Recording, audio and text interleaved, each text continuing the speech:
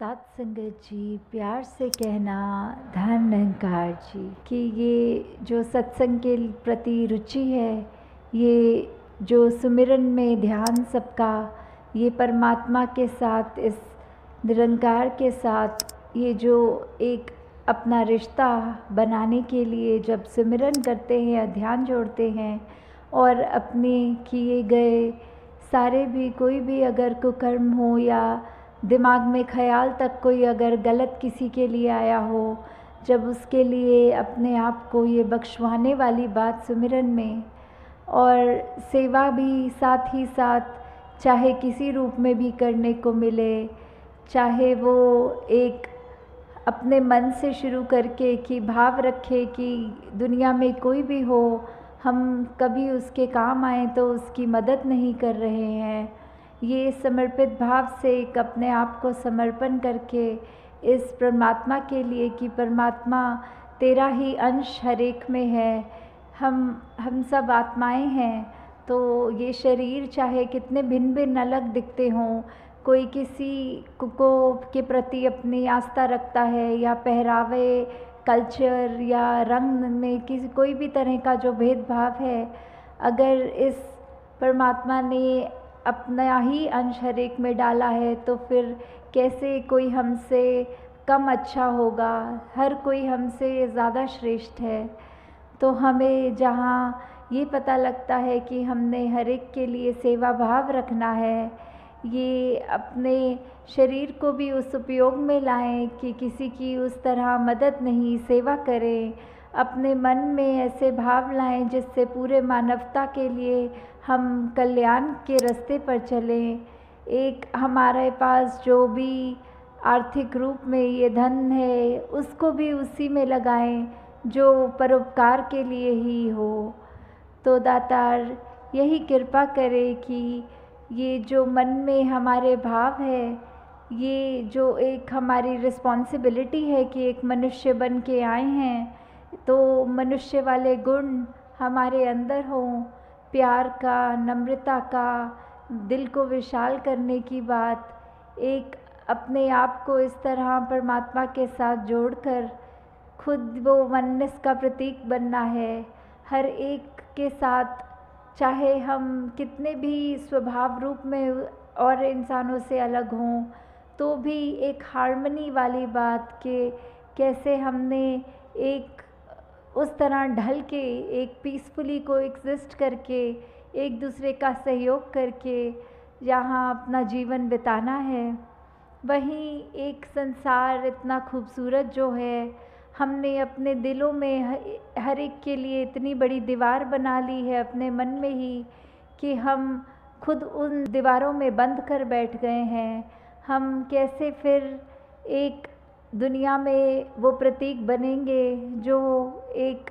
दूसरे के दिल तक पहुंचने वाली बात होती है, कि कैसे हमारी जिम्मेदारी बन जाती है कि मनों में जो हमने खुद ही दीवारें बनाई हैं एक दूसरे के प्रति, उसको तोड़कर उसकी जगह पुल स्थापित करें ताकि एक दिल से दूसरे दिल तक हमारी बात पहुँचे, ना कि दीवारें बन के हम वो अपने आप को ही एक बंद कर लें। तो जहाँ ये भी बात आती है, साथ में एक समदृष्टि वाला भाव जो संतों का रहता है कि कोई फ़र्क नहीं किसी में, हर कोई अपने हैं। ये वसुदैव कुटुंबकम की बात, पूरा विश्व अपना है।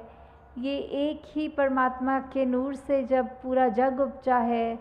तो हर एक में वही अपनेपन की बात, हर एक से जब भी हम मिलें ऐसा ही लगे कि हम आईना देख रहे हैं।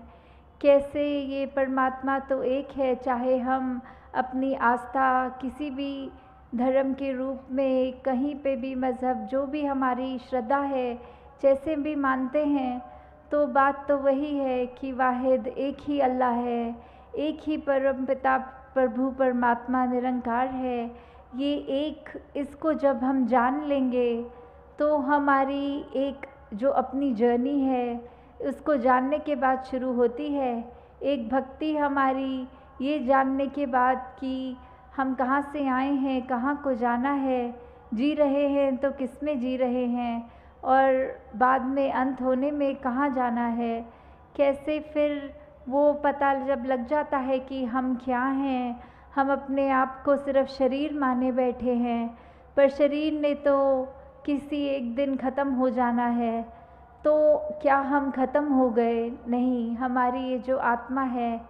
इसने तो इस परमात्मा के अंदर ही जाके मिलना है। और ये कैसे मिलना है? वो जीते जी हमें जब ये ब्रह्म ज्ञान के रूपी ये दात जब मिलती है, जब ब्रह्म ज्ञान हमारे जीवन में उतरता है,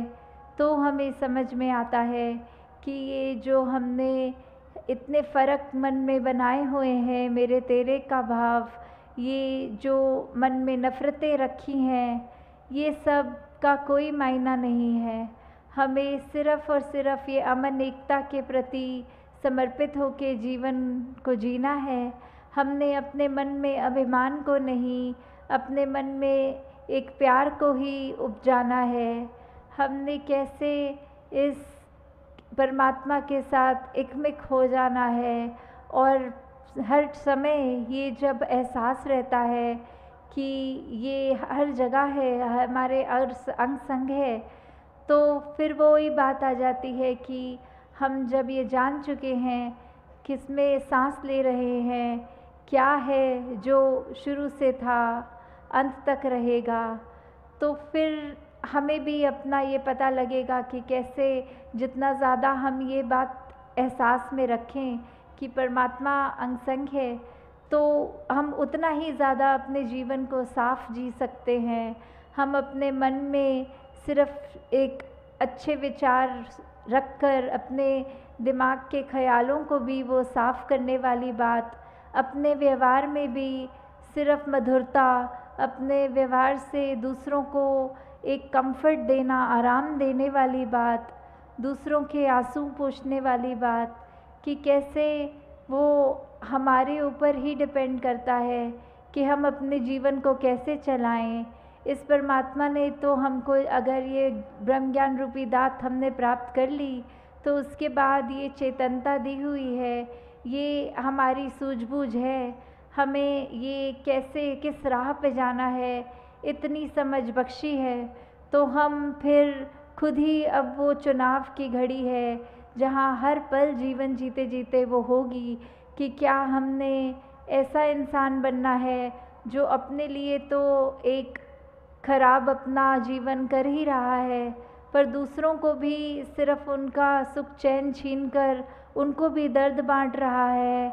या फिर एक ऐसा व्यक्ति बनना है जो जहाँ खुद तो मन में ये ठंडक, ये परमात्मा का दिया सब कुछ उसका शुक्राना कर रहा है, और साथ ही ये दूसरे के मन में भी जब जब भी कभी किसी से भी संपर्क होए तो उन पे क्या प्रभाव आ रहा है हमसे मिलने के बाद,